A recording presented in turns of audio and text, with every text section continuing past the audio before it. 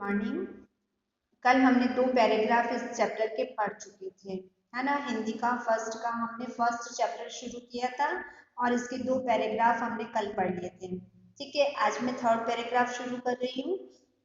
कूद समर में आगे आए जब भी हम ललकारने, उंगली दांतों तले दबाई अचरज से संसार ने।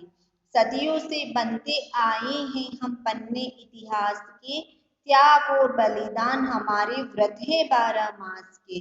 जब भी निकला हीरा निकला यहाँ किसी भी खान से, कोई देश नहीं दुनिया में बढ़कर हिंदुस्तान से। क्या कह रहे हैं कवि कि कूद समर में आ गया। समर का मतलब होता है युद्ध, और ललकारने का मतलब होता है चुनौती, है ना। कि कवि क्या कह रहा है कि जब भी हम गर्जना करते हुए, गर्जन कौन करते हैं? बादल, है ना। बादलों में कैसी गर्जना होती है, कैसी गड़गड़ाहट होती है। ऐसी जैसी गड़गड़ाहट, बादलों की जैसी गर्जना और गड़गड़ाहट के साथ जब भी हम युद्ध की भूमि में लड़ने के लिए जाते हैं, तो हमारे वीर पुरुषों के साहस और पराक्रम के सामने, उनकी वीरता को देखकर, उनके साहस को देखकर पूरा संसार कैसा हो जाता है? आश्चर्यचकित हो जाता है। उंगली दांतों तले दबाई का मतलब होता है आश्चर्यचकित हो जाना। ठीक है, तो जब भी हम युद्ध में, जब भी हमारे वीर पुरुष, हमारे योद्धा युद्ध में लड़ने, बादलों की गर्जना और गड़गड़ाहट के साथ में जब भी युद्ध भूमि में जाते हैं, तो उनके शौर्य और पराक्रम के सामने सारा संसार आश्चर्यचकित हो जाता है। हम सदियों से बनते आए हैं हम पन्ने इतिहास के, त्याग और बलिदान हमारे व्रत है 12 मास के। हम सदियों से इतिहास बनाते आए हैं, है ना। आपने अपने भारत का इतिहास उठा के देखा है? हमने इतिहास में हमारे जो पुराने समय में कितने वीर महापुरुष इस धरती पर पैदा हुए हैं, है ना, जिन्होंने इस देश की आजादी के लिए अपने प्राणों का बलिदान कर दिया। ठीक है, तो यहाँ के जो वीर पुरुष हैं, वो तो सदियों से, मतलब पुराने समय से, लोग बहुत पुराने समय से इतिहास बनाते आ रहे हैं। ऐसा इतिहास कहीं किसी दूसरे देशों का देखने को मिलता है? नहीं। हमारा भारत देश ही ऐसा है जहाँ का इतिहास हम जब पढ़ने बैठते हैं तो हमें मालूम चलता है कि हमारे देश की भूमि के लिए, हमारे देश की आजादी के लिए किस तरह से लोगों ने अपने प्राणों का बलिदान किया, है ना। हमारे देश पर कितने कितने सारे लोगों के आक्रमण हुए, मुगलों के आक्रमण, अंग्रेजों के आक्रमण।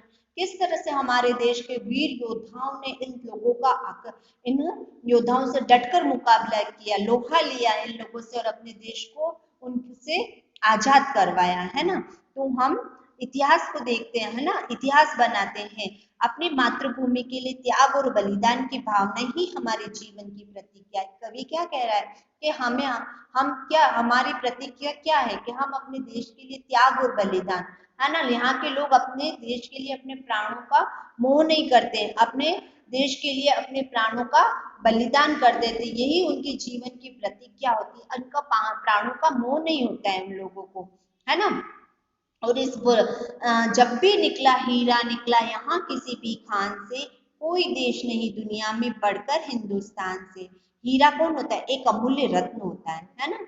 और यहाँ पर हीरा किसको कहा है? जो भारत की भूमि में जो वीर और साहसी पुरुष जो पैदा हुए हैं, वो किसके समान है? हीरे के समान है, जिनका कोई मोल नहीं है, जिनका कोई मूल्य नहीं है ना। तो कवि उन वीर पुरुषों को हीरे के समान बता रहा है कि यहाँ भारत की भूमि क्या है? खान है ना, जहाँ पर हीरे पैदा होते हैं। यहाँ मतलब वीर पुरुष, साहसी पुरुष, है ना, वो ही पैदा होते हैं। ठीक है, इसमें कोई देश नहीं दुनिया में बढ़कर हिंदुस्तान से। इस मिट्टी में जन्म लेना हमारे लिए बहुत अधिक गौरव की बात है ना। इस मिट्टी में महान देशभक्तों ने जन्म लिया है। वो महान देशभक्त किसके समान है? हमारे हीरे के समान है ना, उनका कोई मूल्य नहीं है। ठीक है, संसार में आज भी हमारे हिंदुस्तान से बढ़कर कोई नहीं है, क्योंकि हमारा जैसा इतिहास आज किसी भी देश का नहीं है।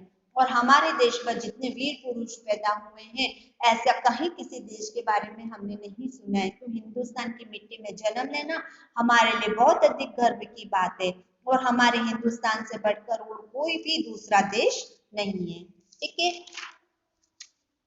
फोर्थ पैराग्राफ क्या है?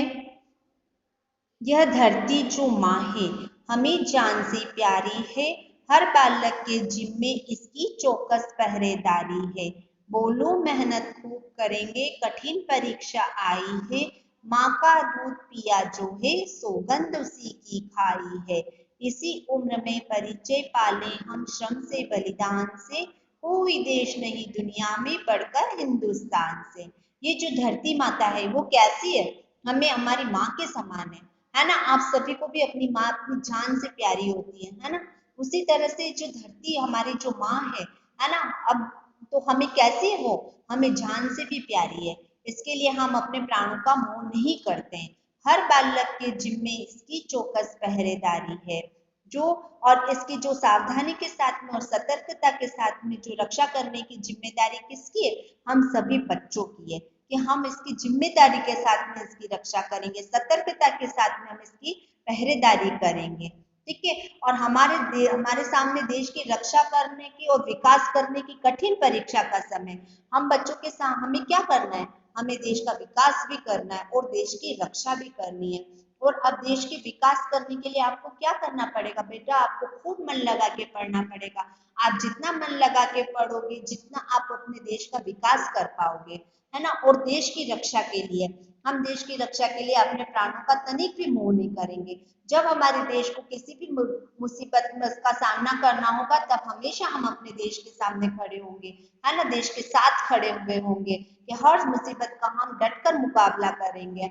और ये बात हमको कब से? छोटी उम्र में ही समझ लेनी। ये त्याग और बलिदान जो है, ये बात हमको छोटी उम्र से ही इस बात को समझ लेना है। ठीक है। और हमारे देश के सामने और जिस माँ का दूध पिया है, हमने उसी की कसम खाकर अपने देश की रक्षा के लिए हमेशा तैयार रहेंगे। और इसी छोटी उम्र में हम परिश्रम और बलिदान का अर्थ समझ लेंगे। इस संसार में कोई भी ऐसा देश नहीं है जो कि हमारे हिंदुस्तान से बढ़कर है। हमारे देश के सामने कोई भी देश मुकाबला नहीं कर सकता। हमारे देश के सामने कोई दूसरा देश नहीं टिक सकता। हमें हमारे देश के ऊपर बहुत अधिक गर्व है। हम हमारी मातृभूमि की हर समय क्या करेंगे? रक्षा करने के लिए अपने प्राणों का मोह नहीं करेंगे।